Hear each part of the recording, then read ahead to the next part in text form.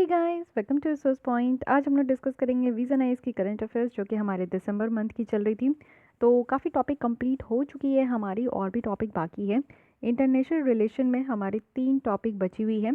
Brexit देखेंगे, it means कि Brexit process पूरी हो चुकी है, तो क्या अब ट्रेड डील है इसके बारे में देखेंगे, और कुछ रिवीजन भी हो जाएगा आपका पहले का।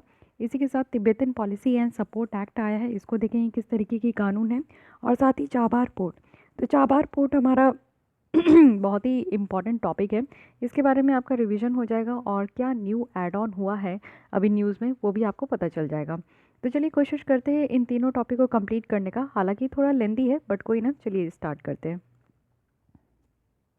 अच्छा हाँ, लास्ट लेसन में जो मैं यहाँ पे एक लेसन ले रही थी उसमें क्या था कि मिसप्रिंट था। इट मीन्स कि अभी भी मैं मैगजीन में आपको दिखाऊंगी कि वहाँ पे मिसप्रिंट है, लिखी हुई दर्शाई हुई ठीक है, इट मीन्स कि नेवल बेसिस दिखाया जा रहा था तो वो बिल्कुल करेक्ट था, लेकिन यूएस की जगह वो चाइना सिंबल दिखा दिया और चाइना की जगह यूएस। तो आइए उसको मैं यहाँ पे करेक्ट करा देती हूँ, हालांकि मैगजीन में भी दिखाऊंगी बट ये मैप मुझे बहुत अच्छे मिल गई तो मैं सोची इससे आपको समझाती हूँ। तो देखिए पहले इंडिया का नेवल बेस देखिए, नेवल बेस हमारा कहाँ कहाँ है। तो पहले तो मुंबई में है, कर्नाटक का करवार में है, और केरल का कोची में है, साथ ही यहाँ पे आंध्र प्रदेश का विशाखापट्टनम में है। उसके अलावा आप देखो तो यहाँ पे अंडमान एंड निकोबार में पोर्ट ब्लेयर में है। तो इतनी जगह हमारी इंडिया की जो है नेवल बेस है। अब नेवल बेस कहने का क्या मतलब होता है, इट मीन्स कि हमारी यहाँ पे प्रेजेंस है, और हमारी जितनी भी जो फाइटर जेट है, जो हमारा जितना भी हेलीकॉप्टर वगैरह है, उसमें क्या है कि वो यहाँ पे रेस्ट कर सकता है, वो यहाँ पे रिफ्यूलिंग वगैरह भी प्रोसेस हो सकता है। अब मान लीजिए कि यहाँ पे आप देखिए इंडियन ओशन वाले रीजन में हमारा कहाँ कहाँ इंडियन का ये लिसनिंग स्टेशन है। इट मीन्स कि हमें यहाँ से सुन सकते हैं, हमें पता चल सकता है कि यूएस की कहाँ कहाँ नेवल बेस में क्या हो रहा है, या फिर अमेरिका की कहाँ मीन्स चाइना की कहाँ क्या हो रहा है। तो ये हम लोग का लिसनिंग स्टेशन है, कहाँ कहाँ है तो सिचलिस में है, साथ ही मडागास्कर में है और मॉरिशस में है। तो ये भी आप लोग याद रखिएगा। अब हमारा ये नेवल बेस है, इट मीन्स कि अगर हम लोग यहाँ पे मुंबई से चलते हैं तो मुंबई से हमारी कोई फाइटर जेट उड़ान भरी और उसको यहाँ पे मान लीजिए पोर्ट ब्लेयर में आना है, तो यहाँ से विशाखापट्टनम से ना आकर वो मुंबई से अगर आ रहा है और बीच में रिफ्यूलिंग कराना है, ख़त्म हो गया फ्यूल, तो फिर ये कोची एयरपोर्ट में भी रुक सकते हैं। कोची एयरपोर्ट नहीं, ये नेवल बेस इसको कहते हैं। तो यहाँ पे वो स्टे कर सकता है, रुक सकता है, रिफ्यूलिंग प्रोसेस हो सकता है। ठीक है, ये तो आपको समझ में आ गया। अब देखिए चाइना कहाँ कहाँ पोर्ट रिफ्यूलिंग स्टेशन बना रहा है। पोर्ट रिफ्यूलिंग यानी कि ऐसा पोर्ट बना रहा है जहाँ पे उसकी भी फाइटर जेट प्लेन वगैरह जो है वो रिफ्यूल कर सके। तो यहाँ पे ग्वादर में है पाकिस्तान में, और उसके बाद श्रीलंका का हम्बन टोटा पोर्ट जो है वो ले लिया है, 99% लीज में दे दिया है यहाँ पे। साथ ही साथ आप देखो कि चाइना का यहाँ पे भी बन रहा है, कहाँ सितवे है, म्यांमार में सितवे पोर्ट है, और बांग्लादेश का चितगोंग पोर्ट है।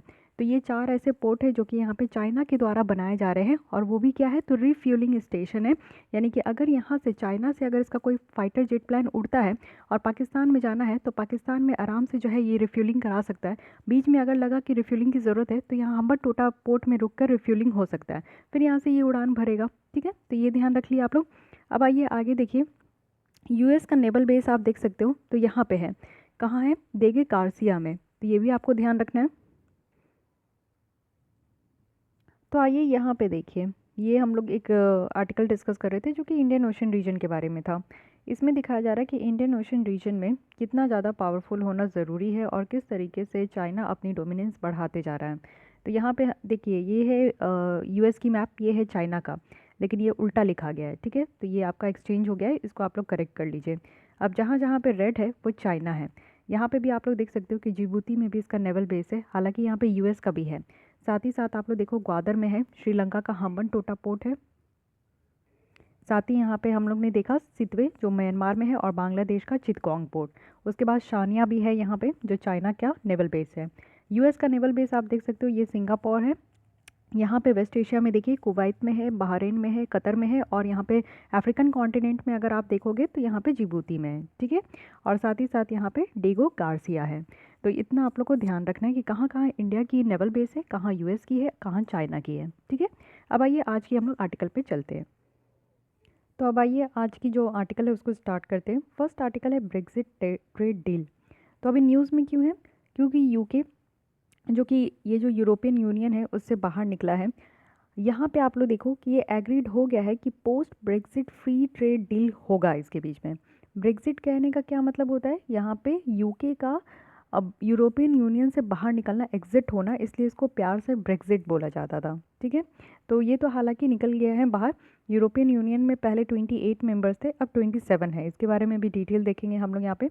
यूरोपियन यूनियन और यूके का जो ट्रेड एंड कॉपरेशन एग्रीमेंट है ये साइन किया गया है। ठीक है, तो इसी के बारे में हम लोग देखेंगे कैसे इनके बीच अब डील होगी। सबसे पहले यूरोपियन यूनियन के बारे में समझिए। यूनियन मीन्स आप समझते हो कि ग्रुप ऑफ कंट्रीज़ को कहते हैं। तो यहाँ पे टोटल 27 यूरोपियन कंट्रीज़ है और इनके बीच में क्या है ना कि फ्री व्यापार होता है और लोगों को भी यहाँ पे वीज़ा वगैरह की ज़रूरत नहीं होती है, फ्री मूवमेंट होता है। वो एक दूसरे कंट्रीज़ में, जो यूरोपियन कंट्रीज़ है 27, उसमें वो रहते हैं, व्यापार करते हैं और वर्क भी करते हैं जहाँ पे भी उनको सही लगता है। इनका एक आर्टिकल है, आर्टिकल 50, जो कि लिस्बन ट्रीटी है। इसमें ये आपका प्रोवाइड किया गया है कि अगर कोई मेंबर कंट्रीज़ यूरोपियन यूनियन से बाहर निकलना चाहते हैं तो वो यहाँ पे आर्टिकल 50 जो लिस्बन ट्रीटी का है इसके अकॉर्डिंग वो बाहर निकल सकते हैं। जैसे यूके अभी बाहर निकला तो आर्टिकल 50 के तहत बाहर निकला। किसी भी कंट्री के लिए जो कि यहाँ पे यूरोपियन यूनियन से बाहर निकलना चाहते, वो एक सेटलमेंट डील को नेगोशिएट करेंगे। और साथ ही आप लोग देखो कि यूरोपियन यूनियन में इनका अपना खुद का करेंसी होता है जो कि यूरो है। और 27 मेंबर कंट्रीज़ में से 19 कंट्रीज़ है जो कि यूरो को ही फॉलो करते हैं। और यूनाइटेड किंगडम ये कब यहाँ पे इसको ज्वाइन किया था यूरोपियन यूनियन को, तो 1973 में। ये वही साल है 1973 में बहुत सारी घटना हुई है, जिसमें से आप लोग देख सकते हो कि टाइगर प्रोजेक्ट भी आया है। साथ ही साथ आप लोग इस तरीके से बहुत सारी घटना आप लोग देख सकते हो। लेकिन हाँ, याद रखिएगा ये यूके जो है यहाँ पे ज्वाइन हुआ है 1973 में। अब यूरोपियन यूनियन का मैप देख लीजिए यूके की बिना, ये काफ़ी इंपॉर्टेंट है। जब आप लोग इसको देखोगे तो समझ में आएगा। यहाँ पे ये देखिए, ये पूरा यूरोपियन यूनियन है। ठीक है, जितनी भी आपको यहाँ पे रेड पिंक कलर से कंट्री दिख रही है ना, वो यूरोपियन यूनियन का मेंबर है। साथ ही यहाँ पे आप लोग देखो कि ये था यूके यहाँ से ये बाहर निकल गया है। आयरलैंड यहाँ पे बच गया है। तो बाकी कंट्रीज़ भी आप लोग देख लो, स्वीडन है, फिनलैंड है, यहाँ पे एस्टोनिया, लतविया और लिथुनिया है, डेनमार्क है, Poland, Germany, France, Belgium, Portugal, Spain, Italy, Greece, Bulgaria, Romania, Hungary, Slovakia. तो ये सारे कंट्रीज़ हैं जो कि अभी यूरोपियन यूनियन के मेंबर है। ठीक है, अब आते कुछ और बातें कर लेते हैं कि क्या क्या बैकग्राउंड है। ब्रेक्जिट की बात करें तो ब्रिटिश का एग्जिट, इसको ब्रेक्जिट कहा गया है। इट मीन्स कि विड्रॉवल प्रोसेस है ये यूनाइटेड किंगडम का यूरोपियन यूनियन से। और साथ ही साथ ये रेफरेंडम हुआ था 2016 में। तो ब्रिटेन जो है वो फर्स्ट कंट्री था जो कि यहाँ पे यूरोपियन यूनियन को जनवरी 2020 में छोड़ा।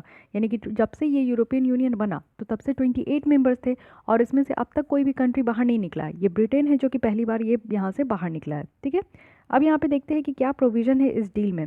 थोड़ा बहुत आपको याद रखना है, डिटेल में एक एक वर्ड करके याद करने की ज़रूरत नहीं है, क्योंकि ये आपका इंटरनेशनल रिलेशन में क्वेश्चन बन सकता है। बहुत ही ज़्यादा ये फेमस टॉपिक है, तो इसलिए आपको वर्ड्स जो यहाँ पे मेजर चीज़ें हैं वो याद रखनी है। तो गुड्स की ट्रेड की बात की जा रही है, सामानों का जो यहाँ पे व्यापार होगा, तो किसी भी तरीके का टैरिफ नहीं लगाया जाएगा। और गुड्स के ऊपर जो भी व्यापार होगा यूरोपियन यूनियन और यूके के बीच में, उसमें कुछ कोटाज होता है। कोटाज यानी कि कुछ फेवरेबल आपका जो है इसमें छूट होती है। तो सबसे पहले गुड्स का ट्रेड होगा, लेवल प्लेइंग फील्ड होगा। लेवल प्लेइंग फील्ड कहने का मतलब है कि यहाँ पे किसी को ज़्यादा फेवर नहीं किया जाएगा, हर कोई यहाँ पे एक समान होगा। और यूके और यूरोपियन यूनियन के बीच में एक एग्री हुआ है कि वो यहाँ पे इन्वायरमेंटल, सोशल, लेबर और टैक्स ट्रांसपेरेंसी जो स्टैंडर्ड है उसको यहाँ पे मेंटेन करके रखेंगे। थर्ड पॉइंट है डिस्प्यूट, यानी किसी तरीके का अगर ट्रेड को लेकर अगर डिस्प्यूट होता है दोनों पार्टीज़ के बीच में, तो यहाँ पे नेगोशिएशन किया जाएगा दोनों के तरफ से। ठीक है, यूरोपियन यूनियन का जो कोर्ट है ना, वो इस मैटर में कुछ नहीं कहेगा, बस दोनों यहाँ पे अपने बीच में बैठ कर जो है वाद विवाद से अपनी जो भी डिस्प्यूट है उसको सलाह मशवरा करेगा। ये केस यूरोपियन यूनियन के कोर्ट में नहीं जाएगा, ये याद रखिएगा। प्रोफेशनल अगर सर्विस देखें तो यहाँ पे कोई भी अब लॉन्ग टर्म के लिए आप देखो कि ऑटोमेटिक म्यूचुअल रिकॉग्निशंस नहीं है किसी भी प्रोफेशनल क्वालिफिकेशंस के लिए। साथ ही साथ यहाँ पे एग्रीकल्चर सेक्टर में बात करें तो एग्रीकल्चर जो प्रोडक्ट है ना, वो अब यहाँ पे उसमें टैरिफ और कोटाज नहीं होंगे। साथ ही कानून की अगर बात करें तो ये आपका कॉपरेशंस होगा दोनों कंट्री के बीच में, यानी कि एक ग्रुप है यूरोपियन यूनियन और यूके के बीच में। स्पेशली कोई इन्वेस्टिगेट करना है कोई टेररिज्म मैटर में या फिर कोई सीरियस क्राइम में, तो उन सारे केस में जो है ना यहाँ पे कॉपरेट करेंगे ये दोनों। साथ ही अगर मान लीजिए कि डीएनए का टेस्ट एक्सचेंज करना है, फिंगरप्रिंट को एक्सचेंज करना है, एयरलाइन पैसेंजर की इन्फॉर्मेशन अगर यहाँ पे देनी है, तो इस न्यू डील के अकॉर्डिंग जो है ये दोनों के बीच में ऐसा होगा। अगर फ्रीडम ऑफ मूवमेंट की बात करें तो यूके नेशनल्स जो है ना अब यहाँ पे फ्रीडम नहीं देंगे कि यहाँ पे जो यूरोपियन यूनियन में जाकर यूके के यूनाइटेड किंगडम के जो लोग हैं वो वहाँ जाकर जो है यूरोपियन यूनियन में जितने भी 27 मेंबर कंट्रीज़ हैं उसमें जाके वो आराम से रहे, खाए पिए और पढ़े और साथ ही वहाँ पे अर्न करे। तो ये सारा काम अब यहाँ पे नहीं दिया जाएगा। वीज़ा यहाँ पे मिलेगा प्रॉपर, और रहने के लिए 90 दिन का के लिए वीज़ा दिया जाएगा। 3 महीने के लिए जाकर आप वहाँ पे यूरोपियन यूनियन की किसी भी कंट्रीज़ में रह सकते हैं, 27 कंट्रीज़ जो है, ठीक है। तो यहाँ पे आप लोग समझ गए। अब सबसे मेन बात ये है ना कि इससे इंडिया में क्या इम्पैक्ट पड़ेगा, ठीक है। यहाँ से ये हमें प्रॉब्लम, यहाँ पे ये हमारे लिए इम्पॉर्टेंट होता है। तो सबसे पहली बात है कि ब्रेक्जिट जो है अब यहाँ पे एक ज़्यादा अपॉर्चुनिटी इंडिया के लिए निकल कर आ रहा है। पहले क्या था कि हम लोग यूरोपियन कंट्रीज़ को जब ट्रेड करने का सोचते थे तो यूरोपियन यूनियन के साथ ही ट्रेड करते थे। अब हमारे पास एक और अपॉर्चुनिटी है कि जब एक कंट्री उस ग्रुप से बाहर निकली है ना तो उस कंट्री को अपने वश में करो, अपने साथ ज़्यादा मिलाने का कोशिश करो। तो यही काम इंडिया के द्वारा किया जा रहा है कि इंडिया के पास अब 2 अपॉर्चुनिटी है, ब्रेक्जिट यानी कि जो यूरोपियन यूनियन है और जो यूनाइटेड किंगडम है, इन दोनों के साथ अच्छा खासा जो है डील होगा। साथ ही सर्विस सेक्टर की अगर बात करें तो इस सेक्टर में जैसे कि आईटी हो गया या फिर रिसर्च एंड डेवलपमेंट है, आर्किटेक्चर है, फाइनेंशियल सर्विसेज है, तो इंडिया को अब दोनों तरीके के मार्केट से बहुत गेन होगा। पर्टिकुलरली आप देखो कि यूनाइटेड किंगडम के मार्केट से इंडिया को सर्विस सेक्टर्स में बहुत ज़्यादा फ़ायदा होगा। फॉर एग्जाम्पल आप देख सकते हो कि आईटी सेक्टर में इंडिया जो है ना बहुत ज़्यादा कॉम्पिटिटर था यूरोपियन यूनियन में, पर्टिकुलरली लोअर सेगमेंट थी हमारी सर्विसेज की। लेकिन अब क्या है ना, क्योंकि पोलैंड जो है वो यहाँ पे रेस्ट्रिक्शंस लगा चुका है फ्री मूवमेंट ऑफ प्रोफेशनल का, तो इससे कहीं ना कहीं इंडिया के लिए एडवांटेजेस है। यानी कि आप लोग समझ सकते हो कि एक द्वार हमारे लिए, एक गेट ओपन हो चुका है जिसमें कि हम लोग आईटी सेक्टर्स में अच्छा खासा काम कर सकते हैं, उस कंट्रीज़ के साथ डील कर सकते हैं। इट मीन्स कि यूनाइटेड किंगडम के साथ। साथ ही इंडिया का अगर एक्सपोर्ट देखें तो अब क्या है ना कि पहले हम लोग यूरोपियन यूनियन को एक्सपोर्ट करते थे तो वहाँ पे हमारी सामान ज़्यादातर नहीं वैल्यूबल होती थी। लेकिन अब यूनाइटेड किंगडम के साथ जिसमें कि हमारी रिलेशन अच्छी है तो उसके साथ अब हम लोग अपने सामान को जो है बेच भी सकते हैं, एक्सपोर्ट भी कर सकते हैं और उसमें ज़्यादा चैलेंजेस भी नहीं है। ट्रेड डील की बात करें तो ब्रेक्जिट से जो है एक अपॉर्चुनिटी इंडिया के लिए निकल चुका है कि ट्रेड डील हम लोग को अलग से साइन करना होगा यूनाइटेड किंगडम के साथ, ठीक है। बैरियर अगर हम लोग इंडियन मैन्युफैक्चरर्स में देखें तो इंडियन कंपनीज जो है जो अपने हेडक्वार्टर को या तो ईयू में या तो यूके में रखती थी, तो अब उनको दोनों मार्केट जो है ना सेम चैलेंजेस देखने को मिलेगा। यानी कि पहले हम लोग यूरोपियन यूनियन में जो चैलेंजेस, जो परेशानी फेस करते थे, अब क्या है कि हम लोग को ब्रिटेन में भी वही परेशानी फेस करना होगा, कुछ अलग परेशानी होगा नहीं। तो इसमें क्या है कि हमारा जो है ना प्रोफेशनल का मूवमेंट यहाँ पे रेस्ट्रिक्ट कर दिया गया है, कुछ रूल्स रेगुलेशंस यहाँ पे फॉलो नहीं होगा, जैसे कि ज़ीरो टैरिफ वगैरह नहीं मिलेगा। साथ ही फाइनल प्रोडक्ट्स के अप्रूवल में यहाँ पे रेगुलेटरी सही से होगा। या फिर आप लोग देखो कि डिले अगर बॉर्डर में जो होता है ना, जो सामान का जाने में जो बॉर्डर में बहुत ज़्यादा लंबी कतार में गाड़ियाँ खड़े रहती है, तो उसमें कहीं ना कहीं प्रॉब्लम हो सकती है। तो बैरियर है, इंडियन मैन्युफैक्चरर्स में थोड़ा बहुत बैरियर है, लेकिन ट्रेड डील हमारे लिए अच्छा है, इंडियन सामान को हम लोग एक्सपोर्ट कर पाएंगे, सर्विस सेक्टर्स के लिए हमारे लिए अच्छा है। और एक ब्रेक्जिट ऐसा काम हुआ है जिससे कि हमें एक और मार्केट मिल गया है। हम लोग डायरेक्ट जो है यूनाइटेड किंगडम की मार्केट से हम लोग एक्सेस कर सकते हैं, वहाँ पे एक्सपोर्ट कर सकते हैं और हम लोग अपनी जो अपॉर्चुनिटी है उसको और बढ़ा सकते हैं। अब ट्रेड रिलेशन आप लोग तीनों का एक साथ देखिए, इंडिया, यूके और ईयू का। यूके जो है इंडिया का 14th लार्जेस्ट ट्रेड पार्टनर है और दोनों के बीच में अगर आप देखोगे, यानी कि ट्रेड अगर इंडिया और यूके के बीच में देखें तो $15 बिलियन तक का हो चुका है। साथ ही आप लोग देखो कि यूके जो है ना वो 3rd largest source of foreign direct investment है इंडिया में। यानी कि जो इंडिया में एफडीआई आती है ना तो सबसे 3rd नंबर पे जो लार्जेस्ट है वो यूके से आती है। एफडीआई कहने का क्या मतलब होता है, फॉरेन डायरेक्ट इन्वेस्टमेंट, यानी कि अगर फॉरेनर जो होते हैं, जो इन्वेस्टर्स होते हैं, अगर वो किसी भी कंट्री में किसी भी कंपनी में जाकर इन्वेस्ट करना चाहते हैं तो वो इन्वेस्ट कर सकते हैं। तो हमारे यहाँ एफडीआई के थ्रू जो इन्वेस्टमेंट होता है ना वो 3rd नंबर पे कौन सी कंट्री है, तो यूके कंट्री है, ठीक है। अब इंडिया जो है वो 2nd यहाँ पे लार्जेस्ट इन्वेस्टर बन चुका है यूके इकॉनमी में। यूरोपियन यूनियन की बात करें तो ये भी इंडिया का 3rd largest regional trade partner है। वहीं अगर इंडिया की बात करें तो यूरोपियन यूनियन का ये 9th लार्जेस्ट ट्रेडिंग पार्टनर है। दोनों कंट्री की तरफ से देखा जाता है, इंडिया के साइड से देखें तो हम लोग के लिए यूरोपियन यूनियन 3rd लार्जेस्ट है, लेकिन यूरोपियन यूनियन की तरफ से आप देखोगे तो इंडिया जो है वो 9th नंबर पे है, ठीक है। और साथ ही साथ आप देखो इंडिया जो है ना फ्यू नेशंस में काउंट होता है वर्ल्ड में जो कि सर्विस ट्रेड में हम लोग सरप्लस चल रहे हैं। इट मीन्स कि आप लोग देखो यूरोपियन यूनियन के साथ जो हमारा सर्विस सेक्टर्स है ना सर्विस ट्रेड है वो हम लोग बहुत ही ज़्यादा अच्छे तरीके से यहाँ पे काम कर पा रहे हैं। साथ ही आप लोग देखो 800 इंडियन ओन्ड कंपनीज़ है जो कि यूके में आपको देखने को मिलेगा, और इसमें रफली आप देखो तो 1,10,000 पीपल्स जो है वो काम कर रहे हैं। अब कौन कौन सी कंपनी है, तो आप लोग जगुआर, लैंड रोवर, ये सब आप देख सकते हो टाटा ग्रुप के द्वारा ही ये ओन किया गया है। और बहुत सारे ऐसे फर्म्स हैं जो कि इन्वेस्टमेंट जो है बहुत बड़े लार्ज एरिया में, वाइडर स्पेस में यहाँ पे इन्वेस्टमेंट हो रहा है। साथ ही आप देखो यूके और जो यूरोप है ना, यहाँ पे over A quarter of countries की जो आईटी एक्सपोर्ट्स है वो देखने को मिलती है, और वो कितनी है तो $30 बिलियन तक है। तो ये भी बहुत अच्छी है। यानी कि आप लोग अगर ट्रेड के हिसाब से इंडिया, यूके और ईयू देखोगे तो रिलेशंस बहुत ही अच्छी है इन तीनों के बीच में। तो कहीं ना कहीं अब हमें फ़ायदा ही होने वाला है, हमारे लिए ये बेटर स्कोप है और बेटर अपॉर्चुनिटी है, तो इसको पॉजिटिव पॉइंट में हम लोग को लेना चाहिए। ठीक है, तो ये रही पूरी ब्रेक्जिट की ट्रेड डील, जो कि कुछ न्यू है जो आप लोग ने समझ लिया। अब आते हैं, एक एक्ट है, इसको भी देख लीजिए। ये है Tibetan policy and support act.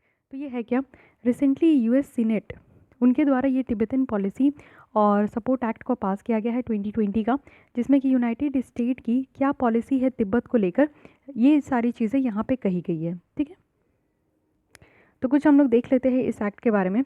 सबसे पहले ये जो लैंडमार्क तिब्बतन पॉलिसी एक्ट बनाया गया था, ये 2002 में बनाया गया था, जिसमें कि जो भी तिब्बत के लोग थे ना, उनकी ह्यूमन राइट्स की बात होती थी, इन्वायरमेंटल राइट्स की बात होती थी, रिलीजियस फ्रीडम दिया जाता था, और डेमोक्रेटिक तिब्बतन गवर्नमेंट की बात की जाती थी। ठीक है, पहले तिब्बत कहाँ है, आप लोग लोकेशन देख लो तो आप लोग बेटर यहाँ पे समझ पाओगे। तिब्बत कहीं नहीं, हमारा एक पड़ोसी ही आप कह सकते हो, ये रहा पूरा तिब्बत वाला एरिया। हालांकि चाइना कहता है कि ये उसी का है, लेकिन ये चाइना इसके ऊपर है, और ये है तिब्बत वाला एरिया। ठीक है, हमारे से भी बॉर्डर शेयर करता है, जैसे कि आप देख सकते हो कि जम्मू कश्मीर, हिमाचल प्रदेश, उत्तराखंड है, सिक्किम है, यहाँ पे आपका अरुणाचल प्रदेश है, तो इस तरीके से हमें भी यहाँ पे शेयर करता है। साथ ही साथ आप लोग यहाँ पे देख सकते हो कि यहाँ पे जो पहले 2002 में तिब्बतन पॉलिसी एक्ट आया था, इसमें क्या था कि सेंट्रल तिब्बतन एडमिनिस्ट्रेशन की बात की जाती थी, और साथ ही साथ यहाँ पे एक तरीका था यूएस का कि जो गवर्नमेंट है वो यहाँ पे इकोनॉमिक और जो वीज़ा सैंक्शन है चाइनीज़ ऑफिशियल के अगेंस्ट में, वो यहाँ पे इशू किए थे। यानी कि वीज़ा यहाँ पे चाइनीज़ को नहीं दिया जाता था, बहुत बार आप देखोगे। लेकिन इस केस में जो है ना, काफ़ी बार जो दलाई लामा के सक्सेशन थे उनके द्वारा इंटरफेयर भी किया गया। तो कोई बात नहीं, दलाई लामा के जो सक्सेशन थे उनके बारे में हम लोग देख लेते हैं। दलाई लामा है कौन, आप लोग तिब्बत का नाम सुनते हो तो आप लोग के माइंड में कहीं ना कहीं दलाई लामा जी की जो इमेजेस है वो प्रिंट होती होगी। दलाई लामा एक तिब्बत के स्पिरिचुअल लीडर है, जो कि ग्लोबल बुद्धिस्ट ऑथोरिटी इनको कहा जाता है। अगर बुद्धिस्ट बिलीफ के हिसाब से देखें तो दलाई लामा को एक्सपेक्ट किया जाता है ना कि री इनकारनेट आफ्टर ही डाइज, यानी कि उनके मृत्यु के बाद भी जो है वो जिंदा रहेंगे, वो जीवित रहेंगे, और उनकी रिस्पॉन्सिबिलिटी है कि हाई लामाज है, यानी कि जेल गुपा जो ट्रेडिशंस है उनकी ये लामाज है, उनकी ये जो है मान्य बढ़ाते हैं, और जो तिब्बतन गवर्नमेंट है ना वो भी इस चीज़ को चाहती है, और नेक्स्ट दलाई लामा को वो यहाँ पे फाउंड कर रही है। यानी कि दलाई लामा सिर्फ एक इंसान का नाम नहीं है, दलाई लामा आप लोग समझ सकते हो कि वो जो बुद्धिस्ट की जो ट्रेडिशंस है ना उसका नाम है। ठीक है, तो हालांकि हम लोग एक पर्सन को ही दलाई लामा के नाम से समझते हैं, लेकिन अब नेक्स्ट कौन उनके जाने के बाद दलाई लामा होंगे, ये चीज़ें यहाँ पे खोजी जा रही है। एक बहुत ही ज़्यादा आप देखते हो कि दलाई लामा जी की जो इमेज है वो ऐसा नहीं है कि सिर्फ तिब्बत तक या फिर कुछ कंट्रीज़ तक ही वो लिमिट है, वो पूरे ऑल ओवर द वर्ल्ड में आपको उनकी जो प्रशंसा है वो देखने को मिलेगी, उनकी जो बिलीफ है वो पूरी वर्ल्ड वाइड आपको देखने को मिलेगा, है कि नहीं।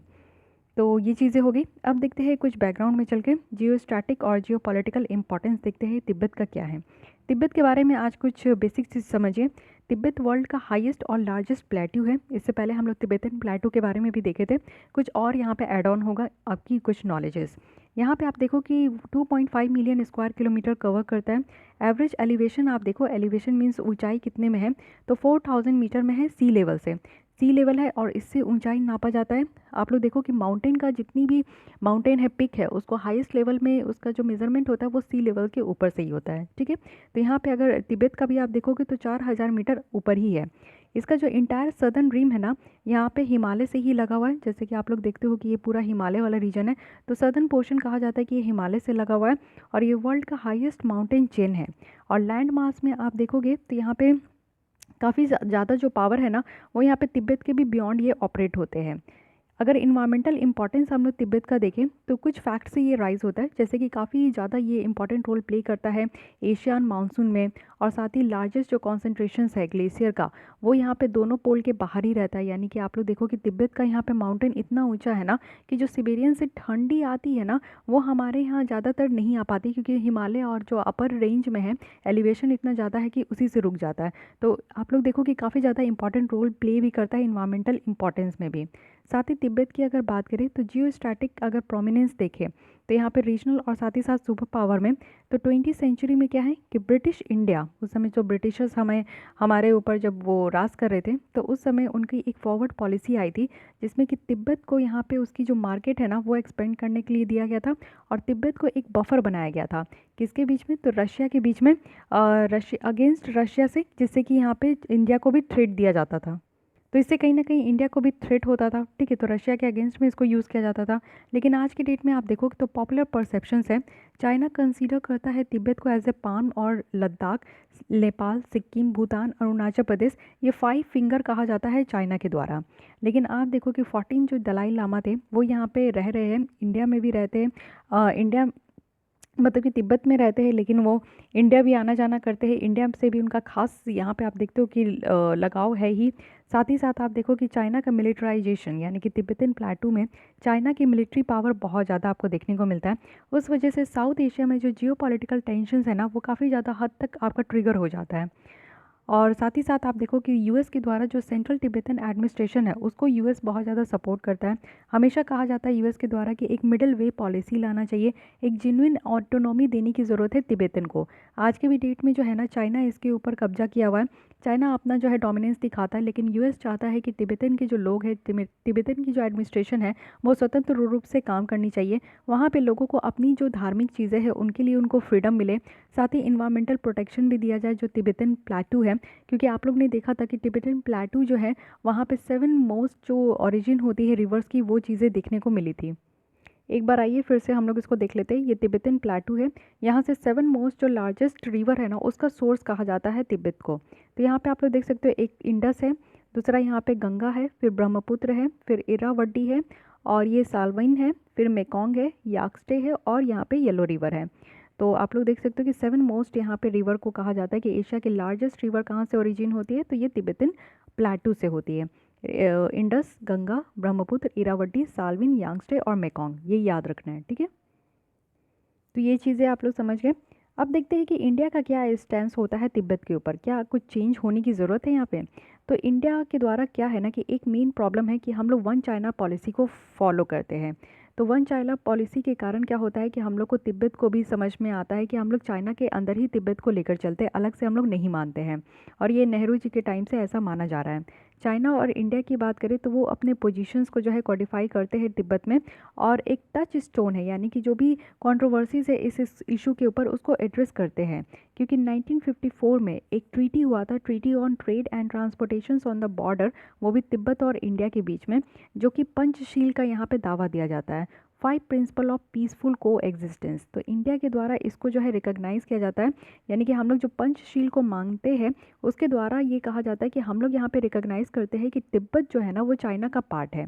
तो इंडिया करेंटली आप देखोगे तो एग्जीक्यूटिव पॉलिसी है तिब्बतन के ऊपर, जिसको हम लोग तिब्बतन रिहैबिलिटेशन पॉलिसी 2014 इसको कहते हैं, ठीक है। उसके साथ साथ आप देखो कि रिसेंट जो यहाँ पे चाइना के द्वारा जो लद्दाख में स्टैंड ऑफ किया गया था, ये फर्स्ट टाइम था जिसमें कि इंडिया के द्वारा एक स्पेशल फोर्सेस को इस्तेमाल किया गया था, और इंटायरली जो तिब्बतन के लोग हैं उनको यहाँ पे मीन्स वहाँ पे ये डिप्लॉय किया गया था।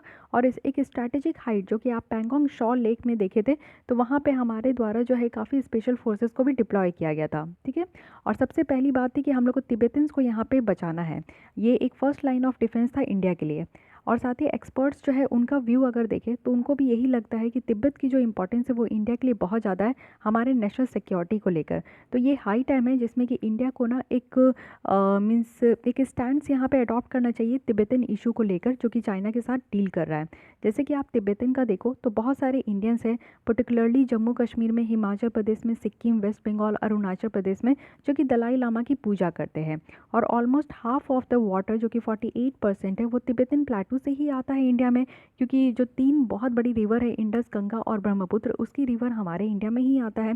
तो हमें तिब्बतन के बारे में सोचना चाहिए। चाइना जो है वो एक्टिवली इंक्रोच कर रहा है हिमालय बॉर्डर्स में। जैसे आप लोग भी अभी रिसेंट न्यूज़ सुने होंगे कि अरुणाचल प्रदेश वाले एरिया में चाइना के द्वारा वहाँ पे घर भी बनाए गए हैं, छोटे छोटे, मीन्स वहाँ पे हाउस भी कंस्ट्रक्ट किए गए हैं। साथ ही आप देखो कि लद्दाख के बॉर्डर में वो इंटर करता है। कई बार सिक्किम के बॉर्डर में देखने को मिला है डोकलाम, अभी नाकू ला वाला आप लोग इंसिडेंट सुने होंगे। नेपाल वाले रीजन में, भूटान में भी एक जो वहाँ की नेशनल पार्क है, वहाँ की बगल वाली एरिया कहता है चाइना की, वो उसका है। तो कई बार तो यही सारे कामों में ये इतना व्यस्त रहता है। तो इस हिसाब से हमारे जो एक्सपर्ट हैं उनके द्वारा यही कहा जा रहा है कि हम लोग को इंडिया को तिब्बत को एक सही तरीके से रिकॉग्नाइज करना चाहिए, और साथ ही साथ हमें उनके साथ जो है अच्छी रिलेशंस को इस्टेब्लिश भी करनी चाहिए। तो ये पूरी आर्टिकल थी, यहाँ पे तिब्बत के बारे में कहा जा रहा है, तो इसको आप लोग समझने का कोशिश कीजिएगा। ये जो कानून लाया गया है इंडिया के द्वारा नहीं, यूएस के द्वारा लाया गया है, क्योंकि यूएस भी तिब्बत को बहुत हद तक सपोर्ट करता है। और यूएस भी हमेशा से, यूएस के जो प्रेसिडेंट रहे ना, इनसे पहले भी डोनाल्ड ट्रंप, उनके पहले भी जो थे बैराक ओबामा, तो उनके द्वारा भी कहा जाता था कि तिब्बत में जो है रिलीजियस फ्रीडम होनी चाहिए।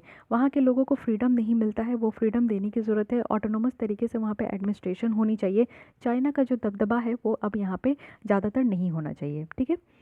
मुझे जो पर्सनली लगता है कि नेहरू जी के द्वारा जो साइन किया गया था वन चाइना पॉलिसी, जिसके तहत हम लोग यही मानते हैं कि तिब्बत जो है वो चाइना का पार्ट है, तो अब कुछ इसमें अमेंडमेंट करने की ज़रूरत है। अब हम लोग सारी चीज़ों को चेंज कर रहे हैं, तो अपनी व्यू, अपने थॉट को भी चेंज करना चाहिए।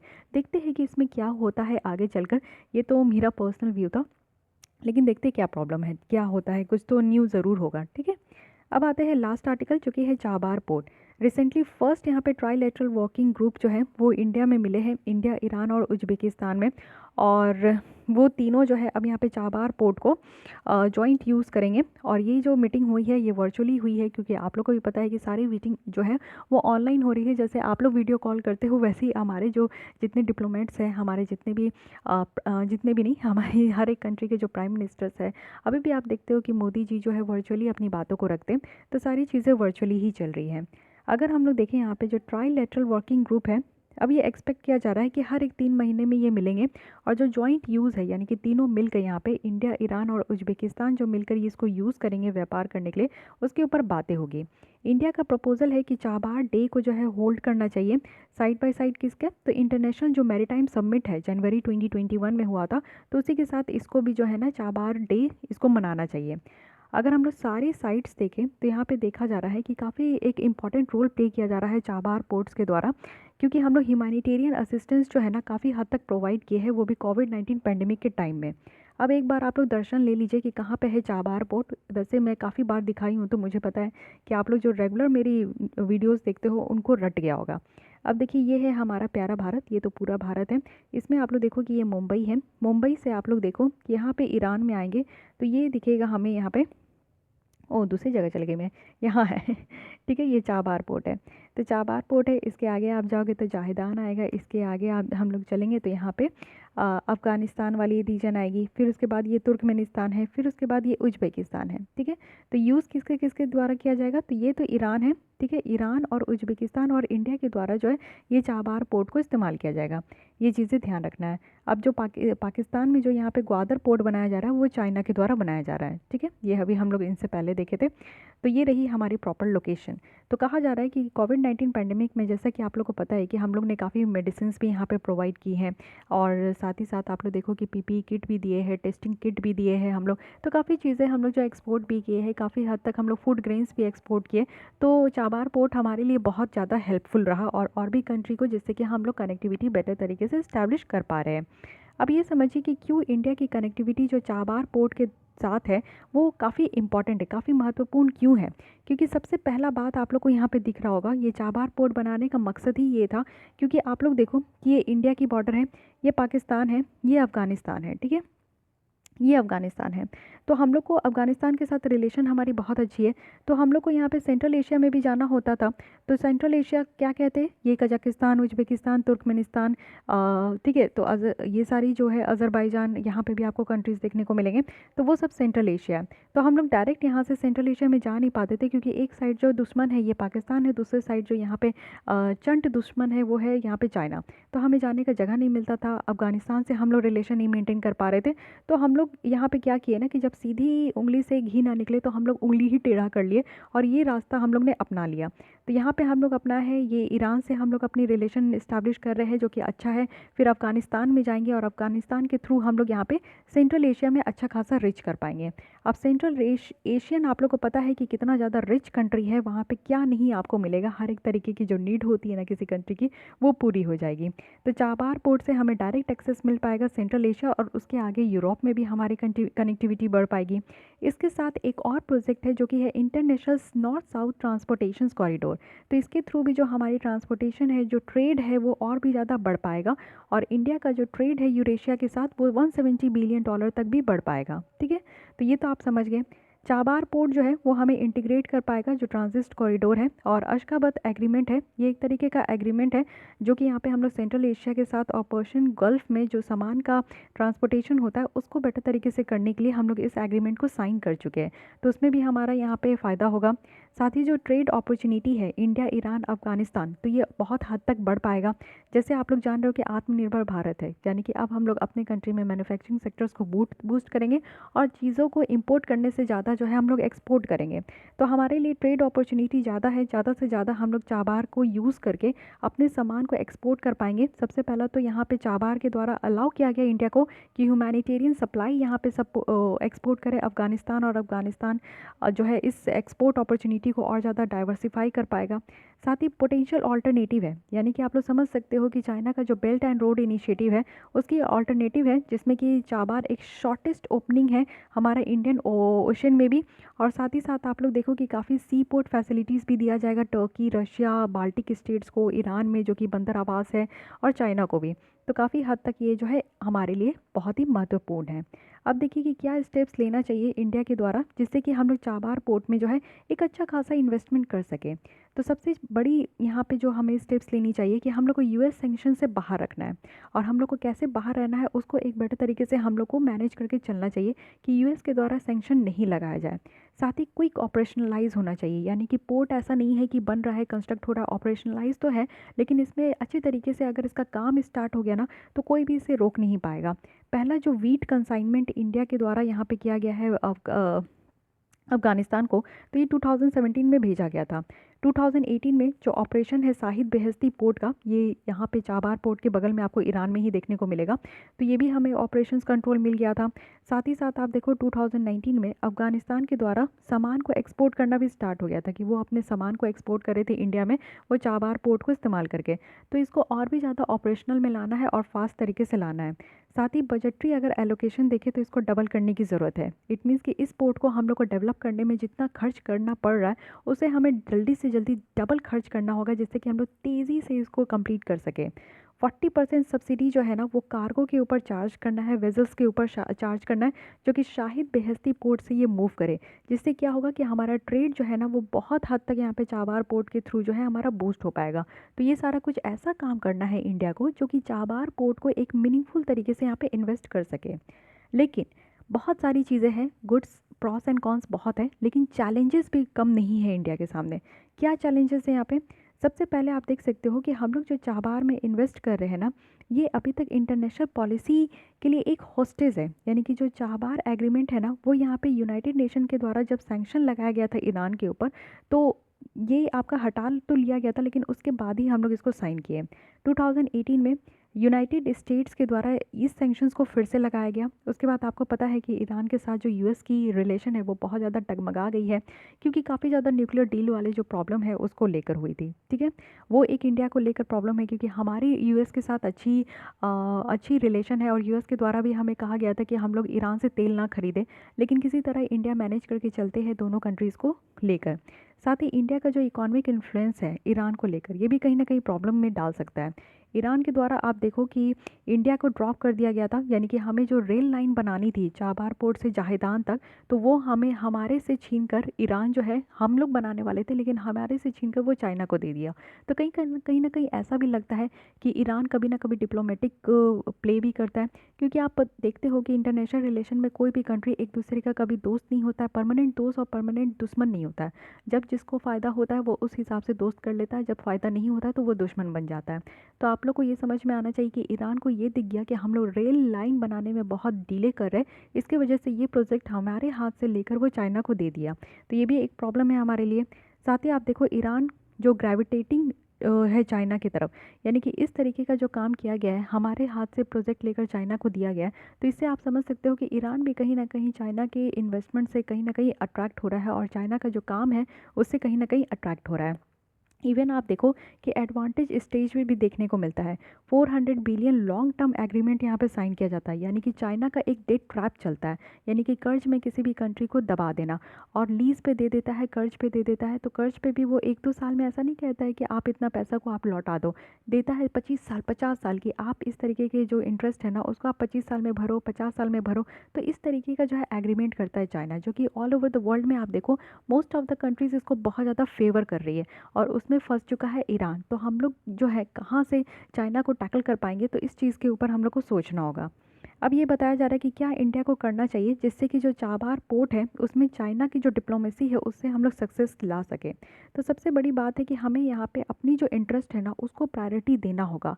इंडिया के जो फ्रेंड है जैसे यूएस है, इजराइल है, दूसरे और अरब कंट्रीज़ हैं, वो सब आप देखोगे कि हमारे जो दोस्त हैं ना वो ईरान के दुश्मन हैं। तो प्रॉब्लम हो जाता है, जैसे कि आपका जो फ्रेंड होगा वो कहीं न कहीं आपके दूसरे फ्रेंड को लाइक नहीं करता, वो सबसे बड़ा दुश्मन है। तो एक दोस्त और एक दुश्मन के बीच में जो है आपकी जो फ्रेंडशिप है ना वो कहीं न कहीं पिस जाती है, खिचड़ी जैसी हो जाती है। वैसे ही इंडिया का हाल है कि एक दोस्त है, एक दुश्मन है, तो उन दोनों के बीच में जो है ना मेंटेन नहीं हो पा रहा है। ठीक है, इंडिया का दोनों दोस्त है लेकिन उन दोनों के बीच में आपस में दुश्मनी है। तो कोई ना कोई कहीं न कहीं से हमें अपनी जो स्ट्रैटेजी है, इंटरेस्ट है, उसको प्रायोरिटी देना होगा। हम लोग को चाबार को जायदान रेलवे लाइन के साथ जो है जॉइन करके इसको डेवलपमेंट प्रोजेक्ट को आगे लेकर जाना होगा। हालाँकि आप लोग देखो कि चाइना इस प्रोजेक्ट के लिए फंड कर रहा है, लेकिन इंडिया को भी इसमें कुछ ना कुछ और भी आगे चढ़कर इसमें बढ़कर इसमें काम करना ज़रूरी है। साथ ही चाबार पोर्ट को जो है ना एक आप देखो कि एक ऐसा सेंटर ऑफ अट्रैक्शन बनाना है जिससे कि बहुत सारे कंट्रीज़ यहाँ से व्यापार कर सके, सबको यहाँ पे अट्रैक्ट करना है। जैसे कि आप देखो कि ट्रांसपोर्ट कॉरिडोर जो यूरोप और जो कॉकस एशिया है ना उसके बीच में होना चाहिए। साथ ही आप देखो कि यहाँ पे जो साइकोलॉजिकल फ़ियर है प्राइवेट सेक्टर्स का, उसकी डर को यहाँ पे जो है दूर रखना है। यानी कि चाइना के द्वारा यहाँ पे जो चाबार पोर्ट को लेकर यूएस के द्वारा जो यहाँ पे चाबार पोर्ट के लिए जो यहाँ पे बातें कही गई थी कि प्राइवेट कंपनीज जो इंडिया में है वो डरती है कि वो यहाँ पे मतलब कि वो यहाँ पे यूएस सेक्शंस को जो है ना अट्रैक्ट करने में थोड़ा सा डरती है। जैसे कि यूएस के द्वारा सैंक्शन लगा दिया गया था ईरान में, तो इंडिया को भी कहा गया था कि आप भी तेल मत खरीदो, लेकिन ये चीज़ों से कहीं न कहीं हम लोग तेल खरीदना कम कर दिए थे। लेकिन ऐसा नहीं है, हमें डरना नहीं चाहिए, एक जो फ़ियर है प्राइवेट सेक्टर्स का उसे हम लोग को दूर रखना होगा। तो ये सारी यहाँ पे बातें बताई जा रही हैं। कंक्लूजन में यही बताया जा रहा है कि चाहबार का लिटरल मीनिंग होता है एक प्लेस जहाँ पे 4 सीज़न्स जो सालों की है वो हमेशा स्प्रिंग जैसे रहे, यानी कि चाहबार का ये मीनिंग होता है। तो मीनिंग आप लोग को समझ में आ गया, पढ़ तो रहे होंगे आप लोग बहुत, यूपीएससी में भी इससे एक प्रीलिम्स में क्वेश्चन पूछा गया था। कल मैं आपसे वो क्वेश्चन पूछूंगी। आज जो क्वेश्चन पूछी हूँ, अच्छा आज तो मैं क्वेश्चन पूछी नहीं हूँ ना आपसे, एक सेकेंड। एक्चुअली मैं कंफ्यूज इसलिए हो गई क्योंकि एक बार ये मैं वीडियो रिकॉर्ड कर चुकी हूँ और जब रिकॉर्ड कर ली पूरा तो उसके बाद सुनी तो मुझे समझ में आया कि उसमें वॉइस नहीं थे और फिर मुझे सेकंड टाइम इसे रिकॉर्ड करना पड़ रहा है। तो सेकंड टाइम रिकॉर्ड करते टाइम मुझे अभी ध्यान आ रहा है कि मैं आपसे तो क्वेश्चन पूछी ही नहीं, मैं आप ही डिस्कस करने लगी। तो 2 क्वेश्चन मैं आपको देती हूँ, ये आपका एमसीक्यू के फॉर्म में है, इसे ज़रूर सॉल्व करने का कोशिश कीजिए। फर्स्ट क्वेश्चन है कि जो इंडियन ओशन रिम एसोसिएशन है इसका एम क्या है। सबसे पहला है कि इंडियन ओशन रिम रीजन में सोशल डेवलपमेंट करना। सेकंड है कि जो पायरेसी बहुत होती है, चोर बहुत होते हैं समुद्री चोरे, तो उनसे यहाँ पे सिक्योरिटी बनाना, प्रोटेक्शन करना और ट्रेड फैसिलिटेट करना। तो यहाँ पे आपको बताना है कि तीनों में से कौन सी ऑप्शंस यहाँ पे आपकी सही है, first and second, first and third, second and third, first second third. ठीक है, अब आते हैं सेकंड क्वेश्चन में। 2+2 डायलॉग जो होता है बायलैटरल रिलेशंस में, जो कि इंडिया और जापान के बीच में देखने को मिला है, तो आपको बताना है कि दोनों कंट्रीज़ में से दोनों कंट्रीज़ की 2 डिग्नेटरीज यहाँ पे मीट करते। 2+2 यानी कि एक कंट्री जैसे इंडिया के 2 यहाँ पे डिप्लोमेट होंगे, जापान के 2 डिप्लोमेट होंगे, बट वो कौन मिनिस्टर्स होते हैं ये आपको बताना है। क्या प्राइम मिनिस्टर डिफेंस मिनिस्टर होते हैं, प्राइम मिनिस्टर फॉरेन मिनिस्टर होते हैं, या फिर प्राइम मिनिस्टर या प्रेसिडेंट होते हैं, या फिर फॉरेन सेक्रेटरी या फिर डिफेंस सेक्रेटरी होते हैं, कौन होते हैं इन चारों में से, ये आपको कमेंट करनी है। ये दोनों क्वेश्चंस के आंसर बताइए, कल मैं इसको डिस्कस करूंगी और साथ ही साथ आपसे जो चाबार पोर्ट को लेकर यूपीएससी में जो प्रीलिम्स में क्वेश्चंस पूछे गए प्रीवियस ईयर उसको मैं प्रैक्टिस करवा दूंगी।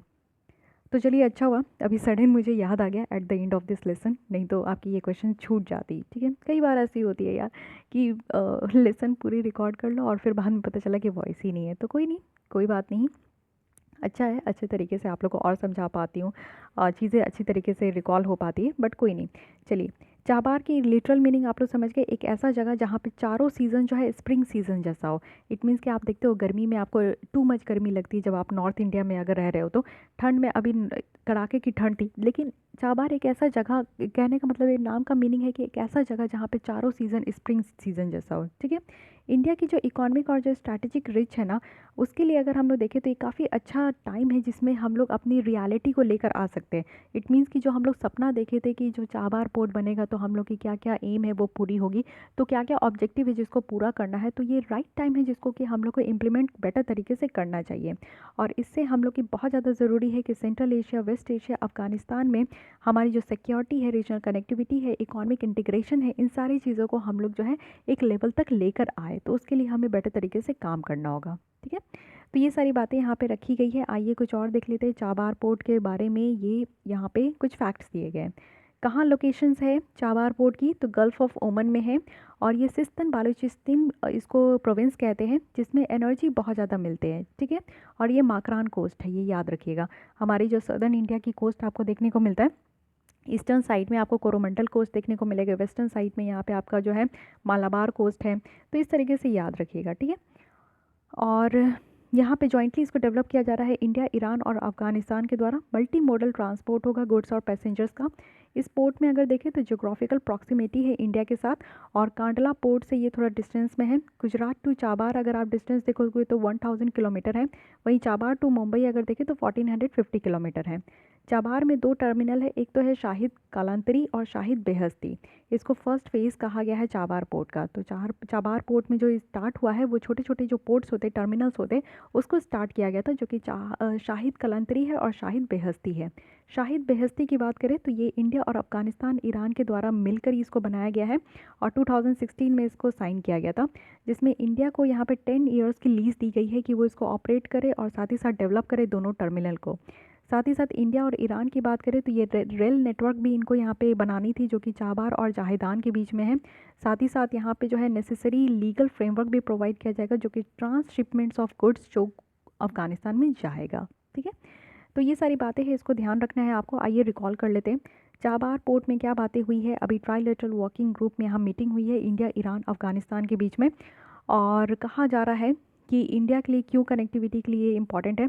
तो इंडिया का एक गेटवे ओपन हो जाएगा सेंट्रल एशिया तक पहुंचने के लिए, साथ ही यूरोप कंट्रीज़ तक पहुंचने के लिए। हमारा जो ट्रेड अपॉर्चुनिटी है वो और भी ज़्यादा बढ़ जाएगा। साथ ही साथ हमारा जो चाइना का जो बेल्ट रोड इनिशिएटिव है उसकी ऑल्टरनेटिव जैसा देखा जा रहा है। क्या इंडिया के द्वारा स्टेप्स लेना चाहिए जिससे कि बेटर तरीके से चाबार पोर्ट में इन्वेस्ट कर सके। तो सबसे पहला है कि ऐसा काम करना चाहिए जिससे कि यूएस की जो सैंक्शन लगाई जा रही है उससे हम बच सके। क्विक ऑपरेशनलाइज करना चाहिए चाबार पोर्ट को, और बजट एलोकेशन हमें डबल करनी चाहिए, 40% सब्सिडीज़ देनी चाहिए।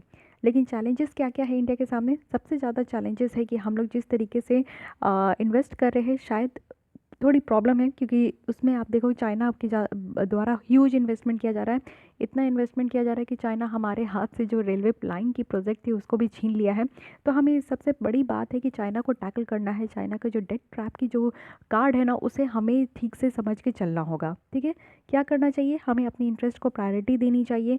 चाबार और जो जाहिदान रेलवे लाइन है जो कि आज के डेट में चाइना के द्वारा फंड किया जा रहा है, तो उसको और भी हमें बढ़ चढ़ के काम करना चाहिए। चाबार पोर्ट को लॉन्च पिन ऑफ ट्रेड बनाना है, जहाँ पे सारे कंट्रीज़ और मोस्ट ऑफ द कंट्रीज़ और जो यूनियन है वो मिलकर यहाँ पे ट्रेड करे। ये सारी बातें हम लोग को ध्यान में रखनी है और ऐसा करना भी है। ठीक है, तो गाइस हमारा इंटरनेशनल रिलेशंस यहीं पे कंप्लीट हो गया। हालांकि आपकी इकोनॉमिक वगैरह कंप्लीट हो गई है। नेक्स्ट मुझे लगता है कि सोशल इश्यूज़ की टॉपिक स्टार्ट करूँगी। गवर्नमेंट स्कीम्स की तो कल आप लोग को मिल गई। कल स्टार्ट होगा सोशल इश्यूज़, और उसके बाद आपका एक कल्चर का लेसन होगा, साथ ही साथ न्यूज़ इन जो शॉर्ट्स है उसकी लेसन मिलेगी, और एक कंबाइंड वीडियो आएगी जिसमें कि आपका जो इथिक्स की जो टॉपिक्स है हर एक मंथ की, उसको मैं कंबाइंड आप लोग को प्रोवाइड कर दूँगी। तो आप लोग एक ही साथ देख लेना, काफ़ी अच्छे तरीके से आपका कंप्लीट हो जाएगा। 1-1.5 घंटे की लेसन होगी, वो आप लोग अच्छे से देख लेना। ठीक है, तो आज के लिए बस इतनी ही रखते गाइस। अगर आपको ये लेसन अच्छी लगती है तो लाइक कीजिए, अपने दोस्तों के साथ भी शेयर कर सकते हैं। साथ ही कोई भी डाउट, कोई सजेशन है तो कमेंट कीजिएगा, एंड मेक श्योर कि आपने मेरे चैनल को सब्सक्राइब कर लिया है। Thank you.